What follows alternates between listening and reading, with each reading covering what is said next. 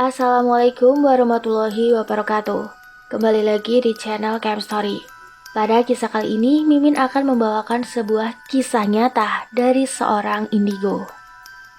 Cerita ini diberi judul Menikah dengan Arwah Kembaran. Ditulis oleh Kak Yoman. Kak Yoman, terima kasih ya atas ceritanya.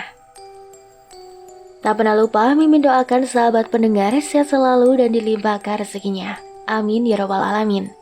Dan jangan lupa untuk selalu dukung channel ini dengan cara like, komen, dan subscribe. Terima kasih. Baiklah, langsung saja kita mulai ke ceritanya dan selamat mendengarkan.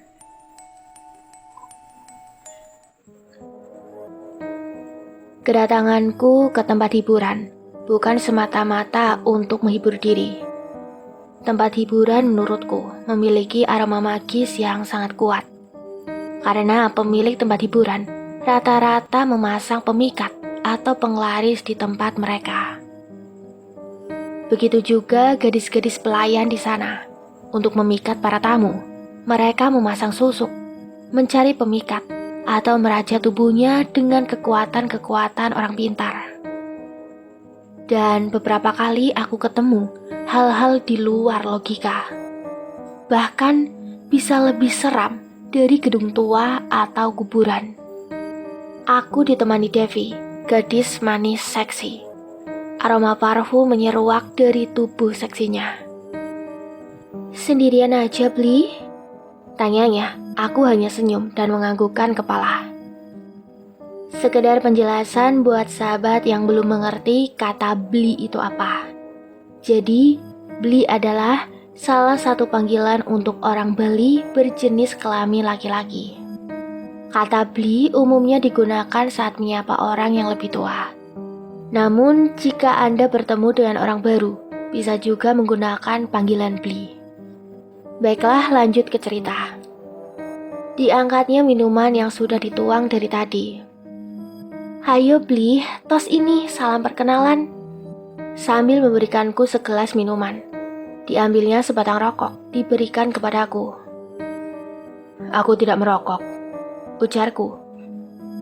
Tumben, aku ketemu tamu ke tempat minuman, tapi tidak merokok, ujarnya keheranan. Aku memang tidak merokok dari dulu, dan memang tidak pernah merokok. Kami bercanda, bernyanyi, diselingi dengan minuman. Tak putus-putus rokok dari tangannya. Ketika tanganku sedikit nakal, dia menepis tanganku. Tiba-tiba matanya melotot. Ada tatapan aneh di situ. Maaf, kataku. Oh, aku yang minta maaf, Bli, katanya seperti tersadar. Maaf, Dev, ada yang aneh darimu. Maksud Bli? Devi seperti keheranan. Kamu merasa nggak seperti ada bayangan yang mengikuti kamu kemanapun? Kok Bli bilang begitu? Kalau kamu izinkan, aku pengen tahu bayang-bayang yang ada pada dirimu. Devi terdiam, menarik nafas panjang. Devi memang merasa selalu ada yang ngikuti.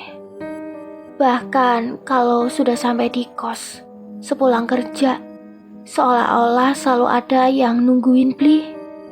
Devi takut setengah mati. Kecuali kondisi mabok, ya udah nggak inget apa-apa lagi. Langsung gedebluk aja di tempat tidur, Bli. Kamu pengen tahu itu siapa? Aku mengulang pertanyaanku. Emang bisa, Bli? Kalau kamu izinkan, akan aku coba. Devi terdiam seperti ketakutan. Caranya gimana, Bli? Kamu serius pengen tahu, Dev? Devi menganggukkan kepalanya. Kalau gitu, tolong panggilkan satu temanmu dan bawa HP-mu ke sini. Untuk apa, Bli? Katanya keheranan. Udah, jalan aja dulu. Panggil temenmu dan bawa HP ke sini.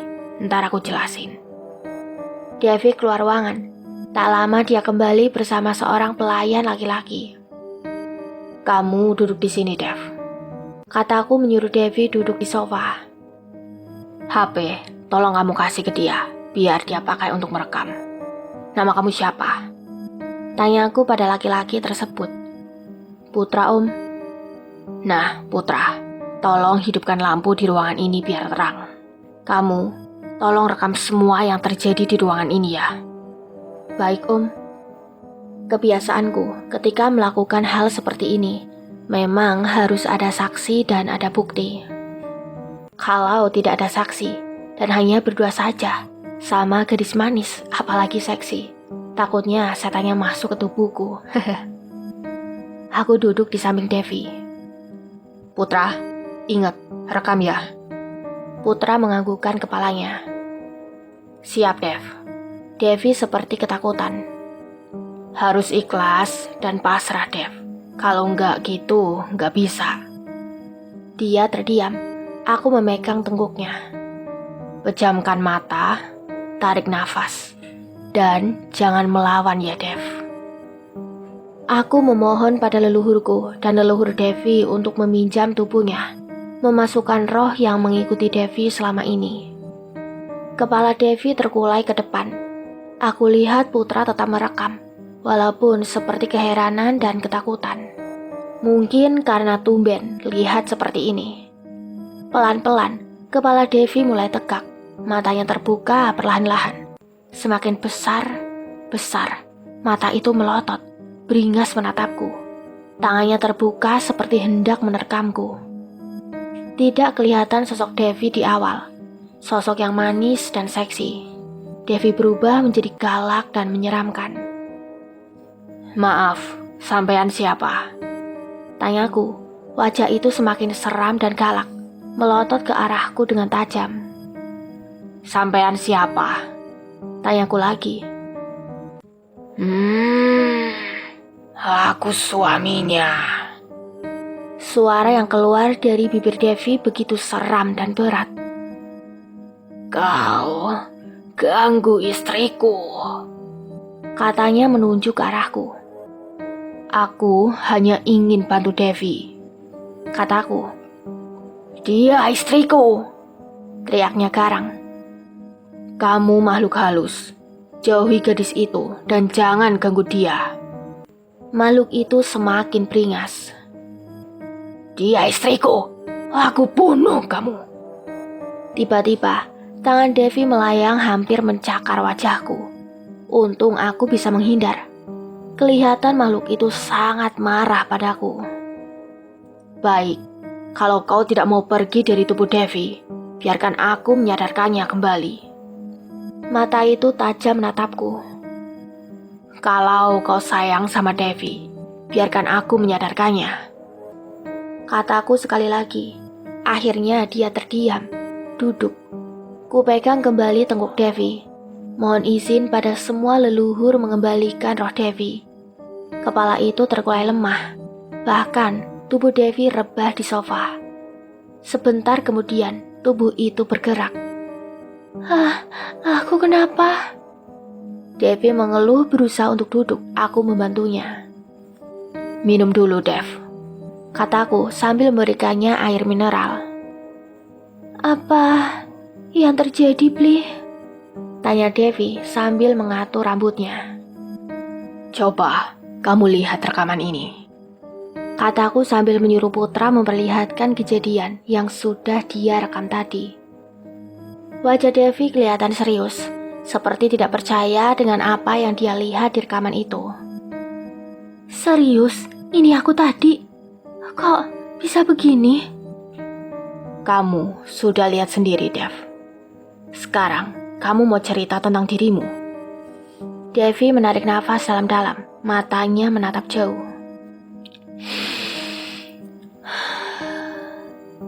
Aku lahir kembar, Bli. Saudara kembarku, tepatnya kakakku, seorang laki-laki, katanya sambil menghela nafas. Sayangnya dia meninggal, ujarnya lirih.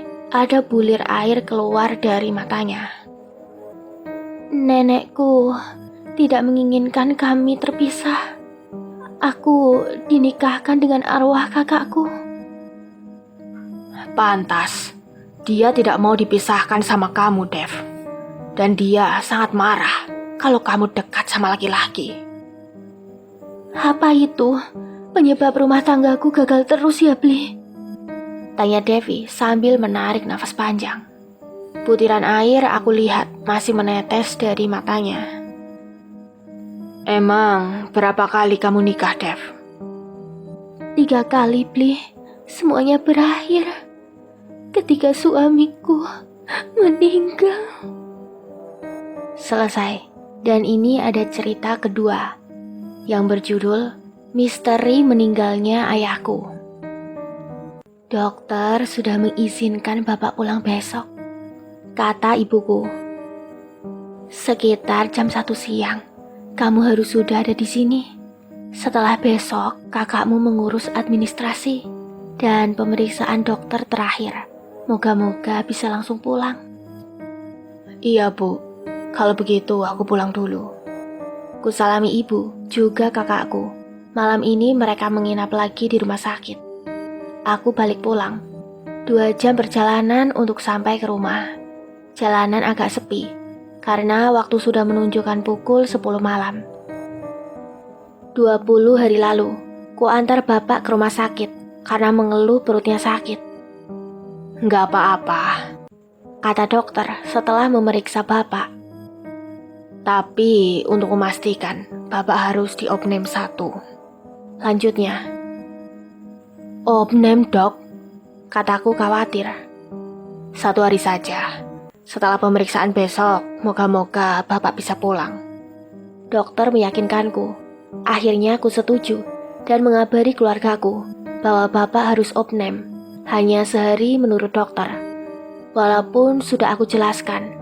Tapi sore itu, hampir semua keluargaku datang, ikut menunggui bapak di rumah sakit. Dari 1 hari yang dikatakan dokter, tak terasa sudah menginjak hari ke-8 bapakku opname. Aku sempat protes ke dokter dan mengatakan ini pasti malpraktek. Inginnya aku pindahkan bapak ke rumah sakit yang lain, tapi keluargaku melarang. Lihat kondisi bapak sekarang. Dipasangi infus. Badannya yang dulu berisi kelihatan kurus. Dari hidungnya dimasuki selang. Dan ini hari ke-20, masih tetap diinfus. Tubuhnya semakin kurus. Selang sudah dicabut dari hidungnya. Tadi sebelum pulang, wajah bapak kulihat ceria. Senyumnya mengembang. Apalagi tadi dengar besok bisa pulang.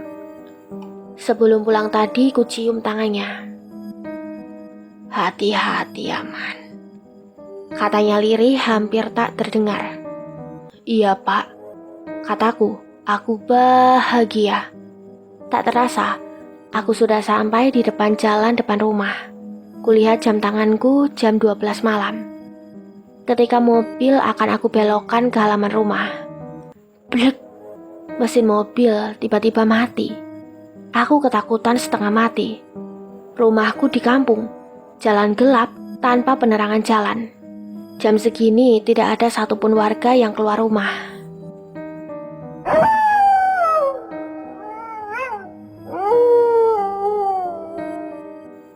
Suara lolongan anjing semakin membuat bulu kuduku berdiri. Aku semakin panik. Tanganku semakin bergetar. Ku starter mobilku berkali-kali. Tidak hidup juga. Pengen keluar mobil rasanya dan langsung lari. Aku takut karena suasana sangat gelap, ditambah suara anjing yang saling bersahutan. Jantungku berdegup dengan kencang. Ya Tuhan, bantu hambamu ini. Ku starter lagi dan tiba-tiba mobil hidup kembali. Ku taruh begitu saja mobil di halaman rumah. Tanpa menoleh ke belakang, aku langsung masuk ke dalam rumah. Kurebahkan tubuhku di samping istriku. Begitu lelap istriku, sampai dia tidak bangun mendengar suaraku. Ku ambil selimut, ku kerubungi seluruh tubuh, dari ujung kaki sampai ujung kepala, saking takutnya dengan kejadian tadi. Antara tidur dan melek, aku merasa tubuhku ditindih makhluk besar berbulu hitam. Aku tidak bisa bergerak. Mau teriak, suaraku serasa nyangkut di tenggorokan. Dia menerkamku, mencengkram, nafasku sesak. Tubuhku tidak bisa bergerak sama sekali. Pak, bangun Pak. Jam berapa sih Bapak pulang semalam? Kok aku tidak dibangunkan? Ku dengar suara istriku. Aku mengucek-ucek mataku. Masih bingung dengan kejadian yang aku alami. Cuci muka dulu sana, kata istriku. Atau sekalian mandi aja Pak, tambah istriku. Selesai mandi, lalu sarapan. Aku cerita kejadian semalam sama istriku. Habis ini kita langsung berangkat aja ke rumah sakit, jemput Bapak, kata istriku. Oke. Moga-moga dokter yang memeriksanya sudah datang, kataku ketika kami berjalan di koridor rumah sakit menuju ke kamar Bapak. Dan administrasi sudah selesai diurus. Tinggal mengajak Bapak pulang saja. Timpalku tersenyum gembira. Aku dan istriku memasuki kamar tempat Bapak dirawat. Ibuku kulihat menangis sedih. Demikian juga dengan kakakku. Man, Bapak Man, teriak ibuku memeluk aku. Kenapa Bu? Bapak kenapa Bu? Aku berjalan menuju ranjang Bapak. Dari tadi, Bapak memanggil namamu terus. Ibuku terisak, air mata mengalir deras di wajahnya. Air mataku mengalir. Kulihat Bapak sudah terkulai lemas. Nafasnya hampir tak terdengar. Kupegang tangan tua itu, masih ada gerakan. Masih bisa menggenggam tanganku. Bibirnya tersenyum tipis. Mata yang tadi sayu menatapku, kini menutup rapat. Bapak meninggalkan kami untuk selamanya. Aku menangis. Air mataku tidak terbendung lagi. Untuk almarhum Bapak, semoga tenang dan mendapatkan tempat terbaik di sana. Amin ya robbal alamin. Ada lagi cerita ketiga, disenangi wong samar. Pak Man, kenalkan dong aku sama cewek, biar ada aja gandengan. Suara Bowo berharap padaku. Bowo tetanggaku, usianya sekitar 50 tahun. Di usia segitu, masih tetap melajang. Posisi rumahnya di seberang rumahku. Di belakang rumahnya ada aliran sungai yang lumayan dalam dan curam. Biasanya anak di kampung kami sering mandi bareng di sana karena airnya jernih dan ada pancuran khas pedesaan. Banyak orang yang minta bantuan Bowo karena dia pintar melakukan pijatan. Ada yang terkilir, badan pegel, bahkan sakit medis yang menurut dokter lumayan parah. Dengan senang hati, jika dimintai bantuan, Bowo akan membantu dengan imbalan seikhlasnya. Bowo bukannya takut dengan perempuan. Profesinya sebagai tukang pijat, bahkan sampai keluar desa, membuat Bowo banyak punya teman. Tapi anehnya, setiap mendekati wanita, selalu saja berantem kayak kucing dan anjing. Makanya, tidak ada yang bisa lama bertahan dekat dengan Bowo. Baiklah, Wo. Kebetulan aku ada temen, juragan rumah makan. Karyawannya banyak, yang cantik-cantik. Besok kita ke sana, siapa tahu ada jodoh. Wah, bener ya Pak Man? Matanya berbinar-binar. Besok jam berapa? Katanya penuh harap. Jam 11-an lah, aku tunggu di rumah, aku naik motorku, kataku. Singkat waktu, jam 10:30, Bowo sudah nongol di rumahku. Wih, rapi amat, harum lagi. Mau kemana? Tanyaku meledeknya. Bah, kan kemarin udah janji, beneran kan? Nadanya seperti orang kecewa. Iya, kan janjinya jam 11. Aku mandi dulu ya, kataku meninggalkannya sambil terkekeh. Kemana kita? Tanyanya. Udah, duduk aja, kataku sambil menstarter motorku. Perjalanan ke rumah temenku kurang lebih sekitar 2 jam perjalanan. Motor berjalan agak lambat, seperti menggandeng beban yang berat. Si Bowo aku pikir hanya sekitar 75 kilo. Apa ban motor agak lembek ya? pikirku selama perjalanan. Tempat yang kami tuju, milik temanku di mana rumahnya menyatu dengan tempat usaha rumah makannya. Karyawannya 15 orang dan wanita semua. Temanku pemilik rumah makan menyambutku dengan ramah karena memang aku udah janji kemarin. Pak Yoman, mari sini. Kita sekalian makan dulu. Ntar baru kita ngobrol, mumpung udah waktu makan siang. Katanya mengajakku duduk, karena memang dia teman baikku. Jadi aku tanpa sungkan menuruti ajakannya. Sekalian lihat karyawannya, bisikku pada Bowo. Widih, cantik-cantik. Bisik Bowo tersenyum sumringah. Setelah menikmati makan siang, kami diajak tuan rumah pindah posisi masuk ke dalam rumahnya. Hayo, kataku sambil menarik tangan Bowo yang tak henti-henti memandang karyawan yang muda dan cantik. Bowo hanya tertawa. Tuan rumah mengajak kami duduk di ruang atas di lantai 2 rumahnya. Ada apa nih Pak Man? Tumben mampir ke rumah. Dari dulu dimintain mampir sibuk melulu. Sekarang tiba-tiba nongol, kata temanku.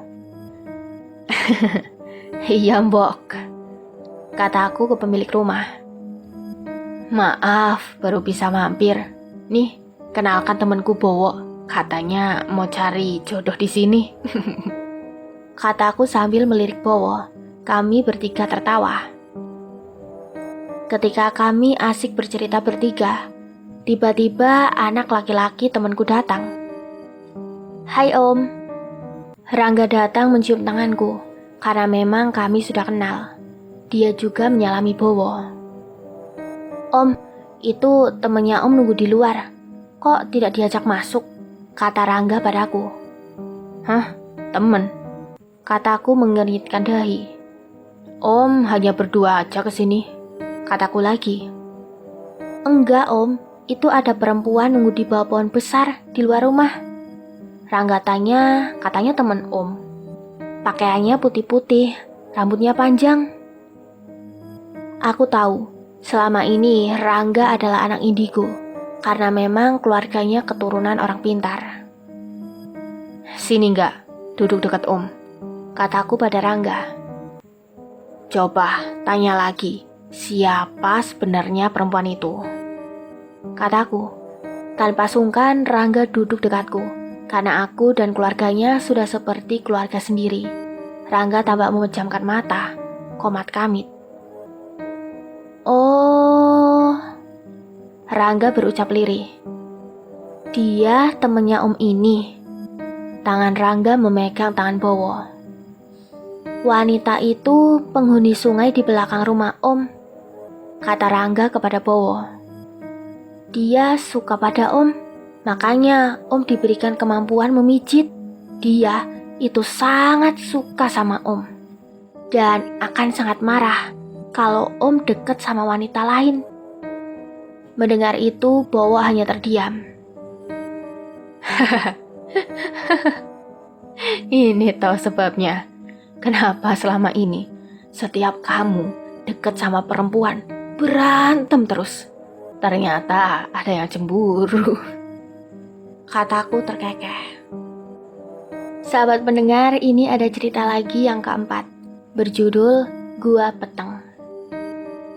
Banyak tempat di Bali yang sudah Pak Eman jelajahi, tapi pernah ke Gua Peteng, Pak? Tanya temanku suatu waktu. Gua Peteng, gimana itu? Tumben aku dengar nama itu. Tanyaku penasaran. Di Jabar, Pak, letaknya di belakang salah satu hotel. Kalau Bapak mau ke sana, cari aja dulu hotel tersebut. Nah, Bapak bisa nanya ke security hotelnya, posisi gua tersebut. Gua Peteng. Aku jadi penasaran. Peteng dalam bahasa Indonesianya adalah gelap. Gua Peteng sama dengan gua yang gelap. Jibaran selama ini lebih dikenal dengan destinasi pantai dan kuliner ikan bakarnya. Banyak hotel-hotel besar di sana. Setelah menempuh perjalanan sekitar 2 jam dari rumahku, sampailah aku ke hotel yang disebutkan oleh temanku. Siang Pak, mohon izin, di mana letak Gua Peteng ya? Tanyaku pada security hotel sesuai petunjuk temanku. Siang juga Pak, Gua Peteng ada di belakang hotel. Nah, Bapak lewat jalan samping itu, katanya ramah sambil menunjukkan jalan yang masih berupa batu karang putih di samping hotel. Nah, nanti Bapak lihat ada pohon beringin. Itulah Gua Peteng. Jelas Bapak security. Terima kasih ya Pak. Iya, sama-sama. Posisi jalan tersebut ada di luar tembok hotel. Jalan umum yang baru dibuka untuk akses masyarakat lalu lalang. Kira-kira 300 meter, aku melihat pohon beringin yang ditunjukkan oleh bapak itu. Posisinya sekitar 50 meter dari jalan yang kulalui. Itu pohon beringin. Tapi kok aneh? Pohon beringin sebesar itu harusnya tinggi. Ini kok malah kelihatan pendek ya? Gumanku, pohon beringin tersebut dikelilingi oleh tembok. Sampai di sebelah tembok, ku parkir sepeda motorku. Sepi, hanya aku lihat 2 anak kecil mengembalakan sapi. Ternyata pohon beringin dikelilingi tembok dan ada pintu untuk masuk. Tapi sayang, pintunya terkunci. Aku cuma bisa menengok melalui celah-celah pintu. Pantes, pohon beringin kelihatan pendek. Karena sebagian pohon beringin tertanam di dalam lubang besar yang menyerupai gua. Jadi dari luar kelihatan pohon beringin tersebut seperti kerdil. Nak, gimana caranya bisa masuk ke dalam? Tanyaku ke pengembala sapi. Oh, nggih pak, ayo ikut ke rumah. Kakek saya penjaga Gua Peteng tersebut, kata anak laki-laki pengembala sapi. Di sebelahnya ada anak perempuan. Pakaian keduanya dekil. Kami berjalan menuju rumahnya. Rumah yang menurutku sangat sederhana untuk ukuran desa Jimbaran yang sangat terkenal di dunia. Apalagi memang lagi musim panas. Desa Jimbaran yang tanahnya terdiri dari batu kapur terlihat semakin panas. Anak-anak ini kotor karena memang air sulit buat mereka untuk mandi. Beda dengan hotel di sebelah mereka, di mana air berlimpah, bahkan ada kolam renangnya. Kek, kakek, ada yang nyari, teriaknya. Dari dalam rumah kecil yang sudah agak kuno, keluar seorang laki-laki tua. Jalannya bungkuk, sudah sangat tua, mungkin sekitar 80 tahun usianya. Dan, maaf, matanya buta. Siapa ini? Katanya lirih terbata-bata. Tamu kek, kata anak kecil yang mengantarkanku tadi. Ternyata anak ini cucunya. Maaf kek, saya mau ke Gua Peteng. Dari mana? Denpasar kek. Si kakek diam sebentar. Tidak semua orang bisa masuk ke sana. Tapi kalau untuk anak, kakek bisa antar. Gumanya, aku terperangah gembira. Ingat, bawa senter ya, katanya menyuruh cucunya mengambil senter. Untuk berjalan, kakek harus dipegangi tangannya di samping, karena tidak bisa melihat. Kondisinya juga sudah sangat tua. Setelah melewati gerbang, kami turun ke dalam gua. Aku takjub. Ternyata, separuh batang pohon beringin tertanam di dalam gua. Di sebelah pohon beringin, ada tempat persembahyangan umat Hindu dan beberapa arca. Di kanan kiri pohon beringin ada lorong gua. Kita sembahyang di sini dulu. Mohon izin untuk memasuki gua, kata si kakek. Inggih kek, jawabku.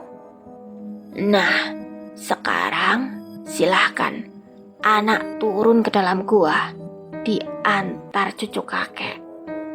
katanya setelah doa selesai. Gua yang kiri untuk membersihkan diri. Setelah nanti berendam, silakan naik lagi ke sini. Lanjut ke gua yang kanan, minum air suci.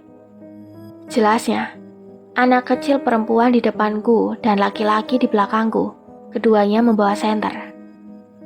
Pantas disebut gua petang, karena memang gelap. Jalannya menurun, tanahnya sudah dibuat seperti tangga, sangat gelap.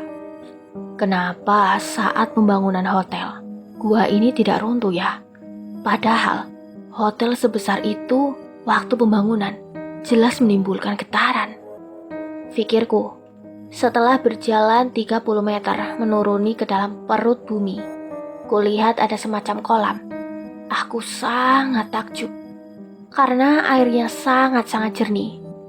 Kira-kira seluas 10 meter, bisa berendam untuk banyak orang.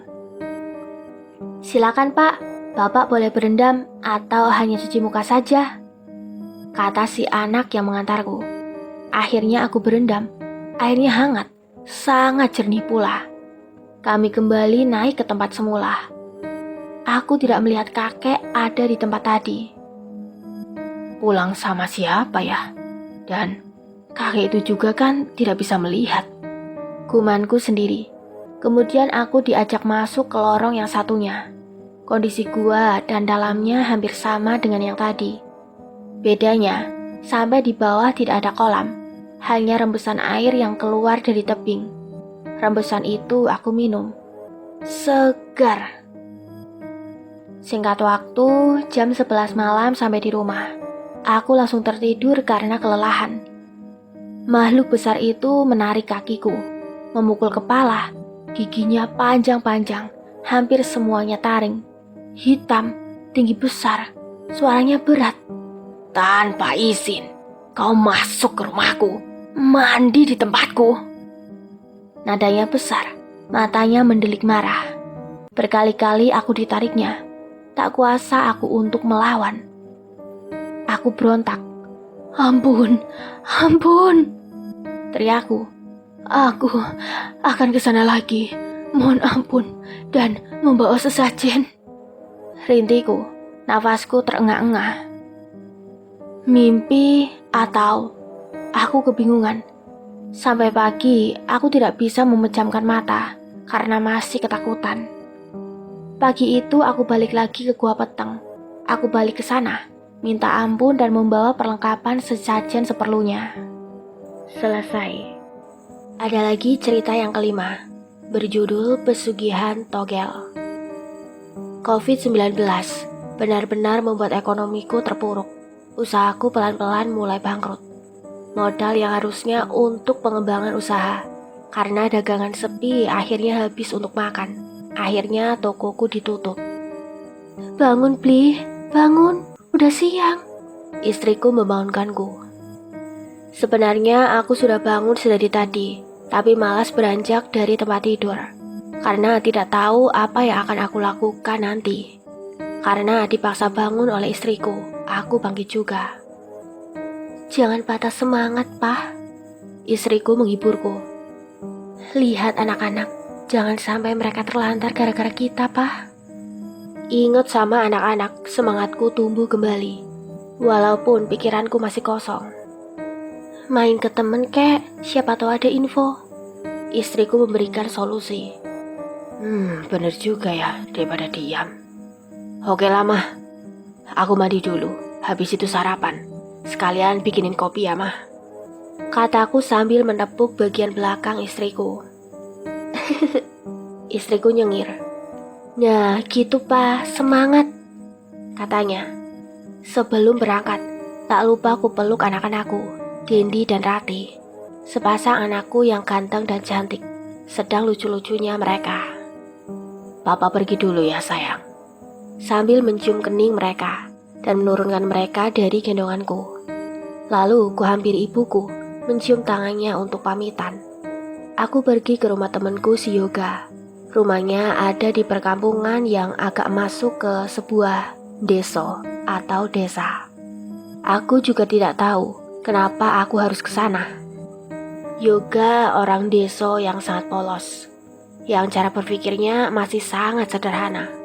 Mungkin aku pengen suasana baru dan cerita baru, makanya aku kesini. Setelah melewati sawah dan rimbunnya pohon khas pedesaan, sampailah aku di rumah Yoga, rumah yang sangat sederhana. Siang, Yoga. Aku celak-cinguk memanggil tuan rumah. Dari kebun samping datang laki-laki memakai topi, sepatu boot dan membawa sabit. Si Yoga sahabatku. Di belakangnya kulihat istrinya ngikuti. Mas Agus, kukira siapa? Katanya menghampiriku. Tumben soalnya ada suara motor. Makanya aku dan istriku langsung ke rumah. Ibunya lagi. Hayo Mas Agus. Katanya mempersilakanku duduk di ambil rumahnya. Maaf ya mas, rumahnya kotor. Maklum di desa, ujar istri Yoga lirih. Saya bikin minum dulu ya mas. Istri Yoga berlalu ke dalam rumah. Gimana keluarga mas? Tanya Yoga kepadaku. Baik semua Ga. Tapi ya itu, ekonomiku lagi nyungsep. Aku tertawa lirih. Iya Mas Agus, semua mengalami, bukan hanya Mas Agus. Yoga mencoba menghiburku. Enak jadi petani seperti Yoga, pikirku. Tak kena pengaruh COVID. Mau sayur tinggal petik, kalau lauk seadanya sudah cukup. Silakan Mas, diminum. Yoga menyilahkanku minum. Sedangkan istrinya sudah masuk ke dalam rumah lagi. Tapi aku benar-benar terpuruk Kak. Tokoku ditutup, tidak ada penghasilan sama sekali. Sementara penghasilan nol. Iseng-iseng main togel biar dapat. Ternyata kalah terus. Kataku terkekeh. Sebagai orang desa, Yoga tidak punya banyak pengetahuan tentang dunia usaha. Tapi begitu dengar kata togel, dia mulai ikut senyum. Gini Mas Agus, kalau Mas Agus mau coba, di sungai sebelah sana ada pancuran. Sebelah pancuran ada batu cekung yang berisi air. Orang sini nyebutnya bulakan. Dengar-dengar ada yang pernah minta nomor di sana, dikasih tembus sama penunggu di sana. Tapi kebanyakan orang di luar dusun yang minta mas. Syaratnya apa Gak? Aku mulai tertarik. Gak susah Mas Agus, hanya rokok yang sudah dihidupkan, ditambah jajanan. Tapi dapat atau tidak tergantung rezekinya orang mas. Syaratnya gampang. Kalau gitu antar aku ke sana ya Kak. Siapa tahu ada rezekiku. Kapan mas? Ya sekarang lah. Syarat yang dibutuhkan kan udah ada nih, rokok, kue. Kataku sambil mengambil kue yang kubawa tadi sebagai oleh-oleh. Tapi mas, kalau dikasih nomor ada resikonya juga. Yoga mencoba mengingatkanku. Enggak tahu pasti sih mas, tapi yang jelas resikonya ada. Ujar Yoga lagi yang merasa khawatir. Yaudah, kesana aja dulu, resiko kita hitung belakangan. Kataku semangat sambil menarik tangan Yoga berdiri. Bu. Yoga memanggil istrinya. Gimana mas? Istri Yoga keluar terkopoh-kopoh. Aku mau ngantar Mas Agus ke Bulakan dulu. Tapi mas... Udah, aku berangkat dulu ya. Yoga memotong pembicaraan istrinya. Kulihat wajah istri Yoga sangat kecut. Ada kekhawatiran yang besar di wajahnya itu. Tapi karena rasa ingin tahuku yang begitu besar, aku tidak sempat menanyakannya ke istri Yoga. Kami berdua berjalan melewati pematang sawah, menelusuri jalan setapak yang menurun ke arah sungai. 15 menit kemudian, setelah melewati pohon-pohon yang tinggi, sampailah kami di tepi sungai yang dimaksud. Di sana bulakannya mas, di sebelah pancuran itu. Tunjuk Yoga ke arah pancuran yang memang sudah kelihatan. Sepi sekali. Air pancuran itu sangat jernih, airnya dingin. Di atas tebingnya tumbuh pohon-pohon besar, menambah mistisnya suasana. Tak ada manusia sama sekali. Siang bolong seperti ini pun, kalau disuruh kesini lagi sendiri, aku pasti berpikir 2 kali. Bahkan mungkin tidak berani. Ini bulakannya, Mas. Yoga menunjuk batu cekung yang berisi air. Airnya sangat tenang, dingin, dan jernih. Seperti ada mata air kecil yang keluar dari bulakan ini, sehingga airnya tidak pernah habis. Di atas bulakan, ada batu yang agak rata untuk kami meletakkan rokok dan jajanan yang kami bawa. Jangan lupa, rokoknya dihidupkan, Mas. Yoga mengingatkanku. Setelah ini nanti kita duduk bersila, Mas. Sama-sama berdoa. Setelah aku beri aba-aba, Mas aduk air bulakan ini. Nanti Mas lihat apakah ada angka yang muncul ya, atau enggak. Yoga menerangkan caranya kepadaku. Tapi ingat, Mas, sekali lagi aku ingatkan, ada risiko atas permintaan ini. Kalau sampai rumah, Mas menemukan hal yang tidak Mas bayangkan, batalkan saja pembelian nomornya. Tapi kalau Mas benar-benar siap akan risikonya, ya Mas lanjutkan saja apa yang Mas mau. Sekali lagi Yoga mengingatkanku. Kami duduk bersila berkonsentrasi. Aku lihat Yoga komat kamit seperti mengucapkan mantra. Hening, sepi, hanya aliran air yang kudengar dari pancuran. Harusnya ada desir angin, pikirku, tapi ini sepi sekali. Sekitar setengah jam kami duduk. Tiba-tiba seperti ada suara angin menderu. Ranting-ranting pohon bergerak. Daun-daun yang sudah tua berjatuhan. Tubuhku bergetar. Sekarang saatnya, Mas, bisik Yoga. Masukkan tangan Mas ke dalam bulakan, putar airnya, dan lihat. Kalau Mas Agus merasa sudah mendapatkan apa yang diminta, angkat tangannya. Ingat apa yang Mas lihat. Ucapkan terima kasih, dan kita langsung pulang. Suara ranting pepohonan semakin keras, karena suara angin semakin menderu. Dengan gemetar, ku masukkan tanganku. Airnya dingin. Aku memutar tanganku. Aku konsentrasi. Mataku tertuju ke dalam air. Siapa tahu ada angka yang keluar. Apa ilusi atau pikiranku yang memang tertuju pada tokel? Samar-samar, kulihat ada angka yang muncul.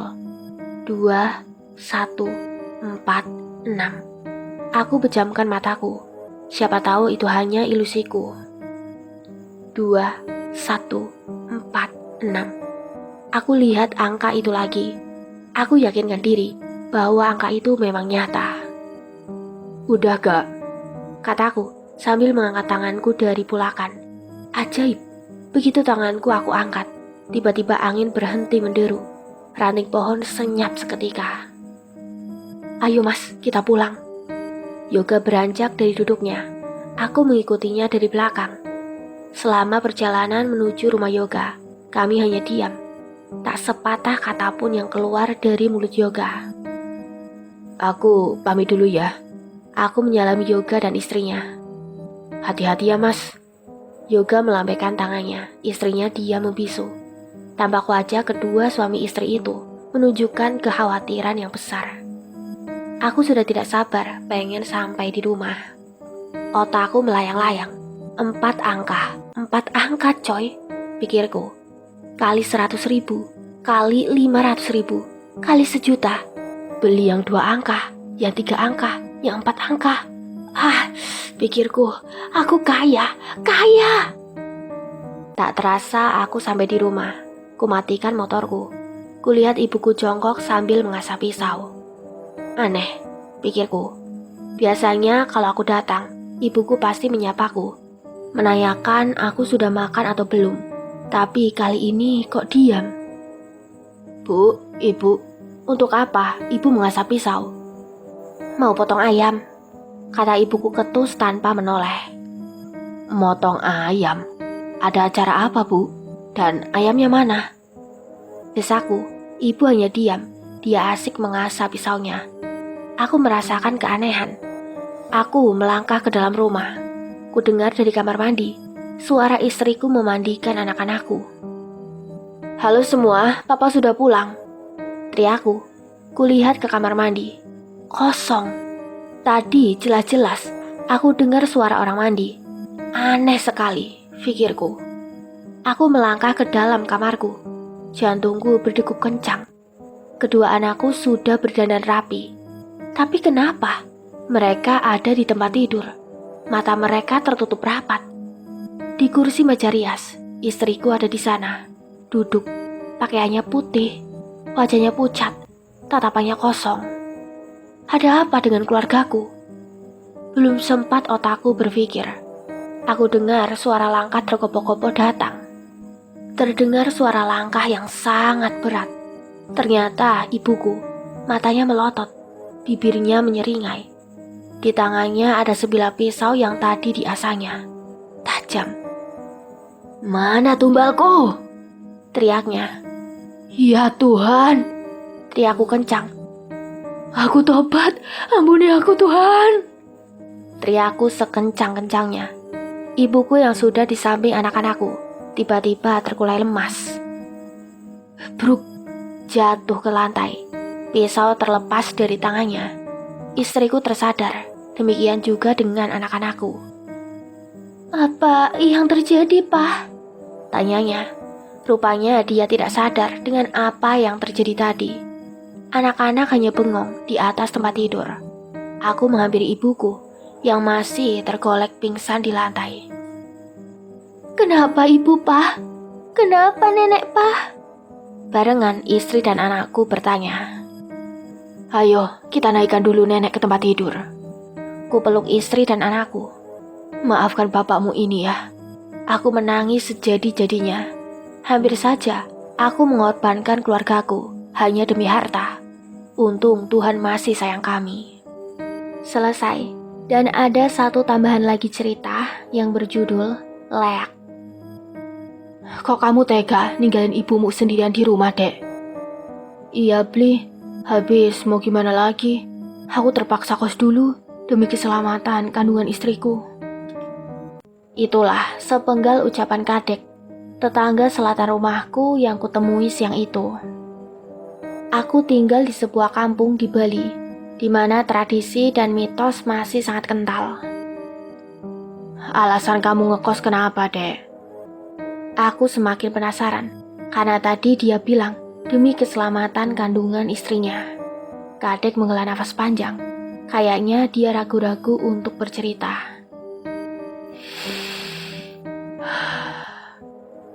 Ini kandungan istriku yang ketiga, Bli. Ujarnya perlahan kemudian. Loh, emang kenapa dengan kandungan yang terdahulu, Dek? Istriku keguguran 2 kali, Bli. Dulunya aku pikir pada keguguran yang pertama mungkin istriku stres karena kecapean. Singkat cerita, pada kehamilan yang kedua sekitar jam 12 malam, pas malam Jumat Kliwon, aku melihat sesuatu yang di luar logikaku, Bli. Kadek berkata setengah berbisik. Sebenarnya ini aib keluargaku. Tapi untuk Blioman, aku akan terus terang. Aib? Aib apa, Dek? Malam Jumat Kliwon itu, Bli, lolongan anjing bersahutan. Malam itu istriku gelisah sekali. Perlahan-lahan aku dengar suara langkah ringan, Bli. Juga suara tawa cekikikan perlahan. Benar-benar mencekam dan ketakutan sekali aku, Bli. Rasa penasaran membuatku memberanikan diri mengintip dari sela-sela jendela, Bli. Sumpah, Bli. Kenapa, Dek? Aku semakin penasaran.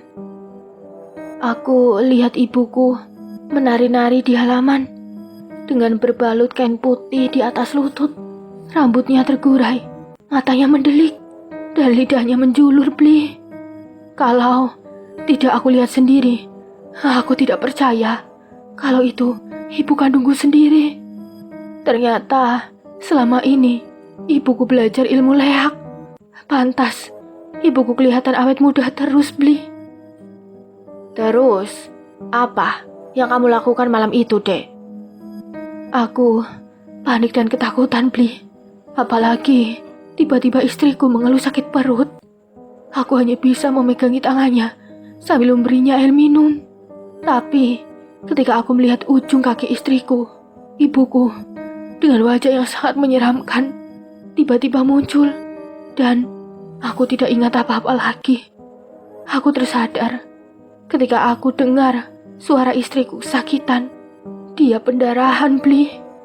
Aku kehilangan calon anakku yang kedua. Kak Adek menunduk sedih. Sampai saat ini, aku tidak cerita ke istriku tentang kejadian malam itu, Bli. Oh, jadi itu alasannya. Kenapa kamu kos saat istrimu hamil sekarang? Tanyaku. Kak Adek hanya mengangguk. Matanya menerawang. Nampak kesedihan di situ. Kini, Kak Adek tahu penyebab 2 kali dia kehilangan bayinya.